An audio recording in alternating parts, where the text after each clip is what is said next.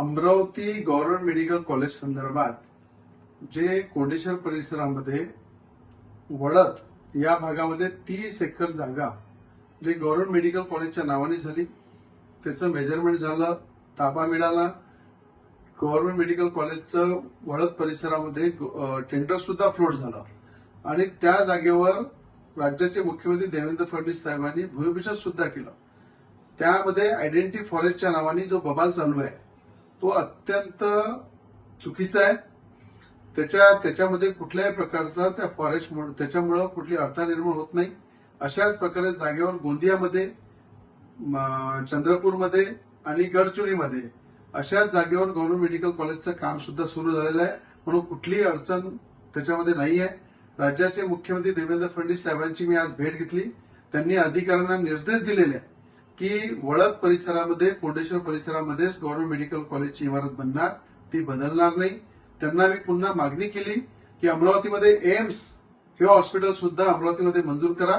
त्या संदर्भात अमरावती शहरामध्ये जर चांगली जागा असेल तर त्या ठिकाणी एम्स हॉस्पिटल, आपल्याला एकच्या जागी 2 हॉस्पिटल असले चालेल, पण या ठिकाणी मंजूर झालेलं गव्हर्नमेंट मेडिकल कॉलेज त्याच्यावर राजकारण करून राजकीय पोळ्या शेकण्याचं काम करू नका. ज्यांच्या डोक्यावरचे पांढरे केस झालेले आहे त्यांनी दिवसा स्वप्न पाहू नये की वडद परिसरामध्ये, कोंडेश्वर परिसरामध्ये गव्हर्नमेंट मेडिकल कॉलेज जे मंजूर झालेलं आहे त्याची जागा बदलायची, काहीतरी त्याच्यावर राजकारण करायचं फॉरेस्टच्या नावाने. हा धंदा बंद करा. तुम्ही एखादा मोठा प्रकल्प आणा, एखादा अजून गव्हर्नमेंट मेडिकल कॉलेज आणा, एम्स आणा, एखादा आयटी पार्क आणू आपण सगळे मिळून, पण आलेला प्रोजेक्टला कुठेतरी विघ्न टाकायचे, कुठेतरी त्या नावावर राजकारण करायचं, हे कदापि होणार नाही. मुख्यमंत्री साहेबांनी आज साफ सांगितलेलं आहे, वडद परिसरामध्ये, कोंडेश्वर परिसरामध्येच गव्हर्नमेंट मेडिकल कॉलेजची इमारत होणार, त्याच्यामध्ये कुठलाही बदल होणार नाही. म्हणून जे दिवसा स्वप्न पाहतात त्यांना माझं सांगणं आहे की तुमचे केसेस जरी पांढरे झाले असेल तरी या राजकारणामध्ये, विकासाच्या कामामध्ये रवी राणाचा अनुभव तगडा आहे. ज्याच्या मागे राज्याचे मुख्यमंत्री देवेंद्र फडणवीस यांचा हात आहे, ज्याच्यासोबत विकासासोबत फडणवीस साहेबांचा हात आहे, त्यांना अशा राजकारणाशी काही फरक पडत नाही. म्हणून गव्हर्नमेंट मेडिकल कॉलेज अमरावतीचं हे वडद परिसरामध्ये, कोंडेश्वर परिसरामध्ये होणार. म्हणून आपल्याला सांगणं आहे, याच्यामध्ये कुठलं राजकारण करू नका. हे काम त्याच ठिकाणी सुरू होणार. वैद्यकीय महाविद्यालयाच्या संदर्भातल्या सगळीकडे चर्चा सुरू आहे आणि आमची फार पूर्वीची मागणी होती का अमरावती जिल्ह्यात, शहरात नसावं. आमचं मुळात तसं म्हणणं नाही आहे, पण मला असं वाटतं का पहिले गरज कुठं आहे ते शोधली पाहिजे आणि सरकारनं त्या बाबतीत निर्णय घेणं गरजेचं असं वाटतं. का आज आपण पंजाबराव जी देशमुख वैद्यकीय महाविद्यालय अमरावतीत आहे, पुन्हा गाडीचं पण आहे, पोटे साहेबांचं पण आहे आणि हे सुपर हॉस्पिटल वगैरे सगळ्या सुविधा तिथे आहे.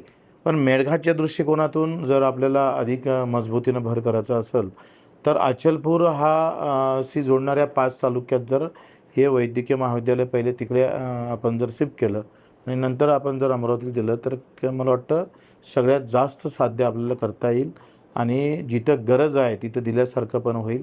म्हणजे तहान लागलेल्या लोकांना पाणी पाजायचं का थंड पाणी पाहिजे अशा लोकांना पाणी पाजायचं, हे सरकारनं ठरवलं पाहिजे.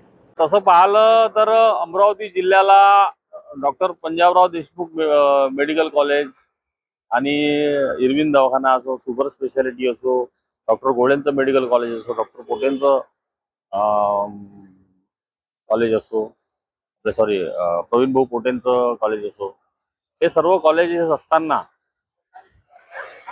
अचलपूर हा भविष्यातला जिल्हा असल्या कारणाने आणि आता सुद्धा जेवढ्या डफरीन जो म्हणजे स्त्री रुग्णालय आहे आणि अचलपूरचं स्त्री रुग्णालय आहे, या दोघांच्या तुलनेत जर डिलिव्हरी जर होत महिन्याच्या डिलिव्हरीची संख्या जर पाहिली, महिलांच्या प्रसूतीची जर संख्या पाहिली तर जवळपास 500च्या घरात आहे. म्हणजे अमरावतीला सुद्धा 500च्या जवळपास होतात आणि अचलपूरला सुद्धा 500च्या जवळपास होतात.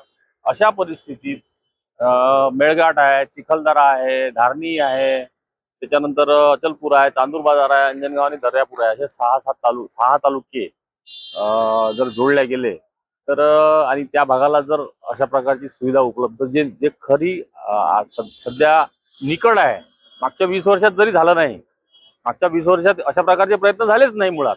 परंतु जर ह्या इथं अमरावतीत वन क्षेत्रातली जागा आहे किंवा इथं जागा आहे किंवा तिथं जागा आहे, तर अशा परिस्थितीत जर अचलपूर त्या मुख्य भागी जर ते झालं तर मेळघाट मधल्या दुर्गम भागातील रुग्णांना, चिखलदरा मधील रुग्णांना, दर्यापूर अंजनगाव मधील रुग्णांना अतिशय सुविधा चांगल्या प्रकारची सुविधा निर्माण होईल आणि ते झालं पाहिजे.